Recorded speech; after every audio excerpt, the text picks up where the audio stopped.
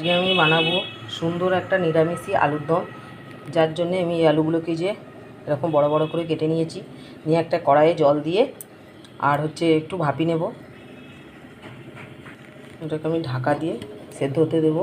এটাই 60% মতো সেদ্ধ করে নেবো, মানে আর্ধেকের বেশি সেদ্ধ করে নেবো।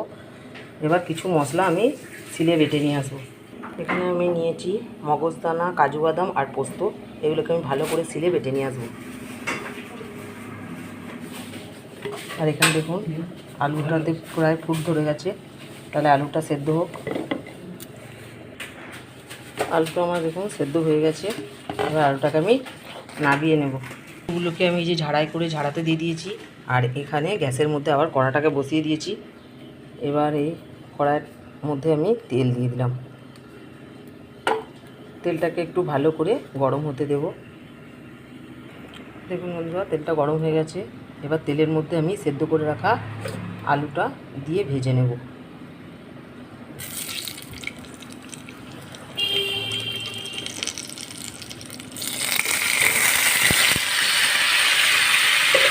আর এর সাথে দিয়ে দেবো আমি হলুদ গুঁড়ো।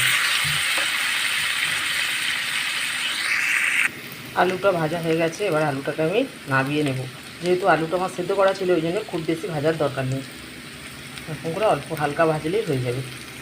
বন্ধুরা দেখুন, আমি গ্যাসের মধ্যে আবার কড়াটা বসিয়ে দিয়েছি, তাতে তেল দিয়ে দিয়েছি। এবার এতে আমি গরম মশলা ফোড়ন দিয়ে দিচ্ছি। গরম মশলাটা একটু নেড়ে চেড়ে ভাজা ভাজা করে নেব। মগজদানা, তারপরে পোস্ত, কাজু বাদামটা বেটে রেখেছি। এর মধ্যে আমি দিয়ে দেব জিরে গুঁড়ো, ধনে গুঁড়ো,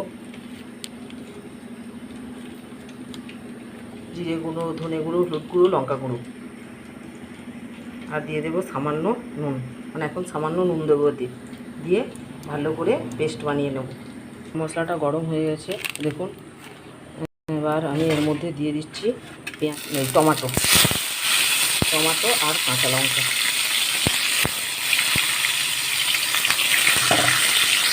টমেটোটা ভাজা হয়ে গেছে। এবার এর মধ্যে আমি দিয়ে দিচ্ছি এই যে আদা বাটা।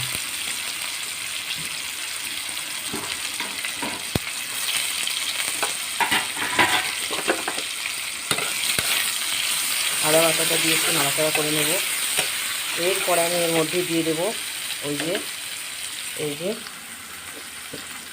এই পেস্টটা।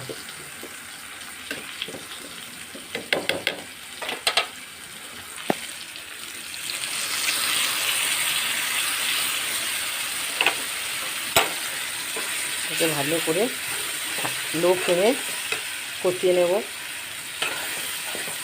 শুধু বাটিটা ধুয়ে অল্প করে একটু জল দিয়ে দেবো এর মধ্যে।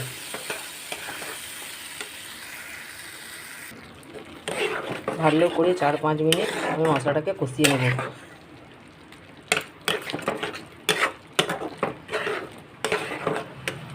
আর আলুর দমটা আমি একদম শুকনো শুকনো মতো করব, কারণ আজকে আমার হাজব্যান্ড বেড়াতে যাবে। তিনি এই রুটি আলুর দম নিয়ে যাবে। একটু শুকনো শুকনো করে দিলে তাহলে আলুর দমটা নষ্ট হবে না।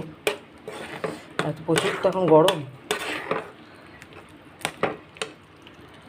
মশলাটা থেকে দেখুন বন্ধুরা, তেল ছাড়তে আরম্ভ হয়ে গেছে। এবার এর মধ্যে আমি এই ভেজে রাখা আলুগুলো দিয়ে দেব। এবার এই মশলার সঙ্গে আলুটাকে ভালো করে কষিয়ে নেব। এটাও আবার মিনিট 4-5 ধরে কষিয়ে নেব। হালকা ফ্লেমে একটু ঢাকা চাপা দিয়ে দিয়ে কষিয়ে নেব। বন্ধুরা দেখুন, এবার এর মধ্যে আমি সামান্য জল দিয়ে দিয়েছি। এই জলেই এটাকে সেদ্ধ হতে দেব, কেননা আলুটা যেহেতু আমার আরেকটু সেদ্ধ হতে বাকি আছে, ওই জন্য আমি এতে একটু অল্প জল দিলাম। এবার হালকা ফ্লেমে এটাকে সেদ্ধ হতে দেব। যেহেতু আমি আলুর দমটা গামাখা করব। বন্ধুরা এবার ঢাকা তুলে দেখে দেবো। দেখুন রসটা একদম মরে মরে গেছে। এবার নুনটা একটু কম ছিল, ওই জন্য আমি সামান্য করে নুন দিয়ে দিলাম।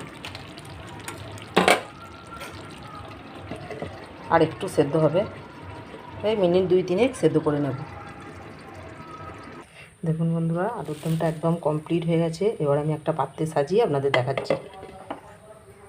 দেখুন বন্ধুরা, একদম গামাখা আলুর দম আমার কমপ্লিট হয়ে গেছে। আমি একটা প্লেটে সাজিয়ে নিয়েছি। কতটা সুন্দর দেখতে লেগেছে দেখুন বন্ধুরা, খেতেও লাগে অপূর্ব সুন্দর। আপনারা নিশ্চয়ই বাড়িতে ট্রাই করবেন, দেখবেন একদম অল্প সময়ে আর খুব তাড়াতাড়ি হয়ে যায়।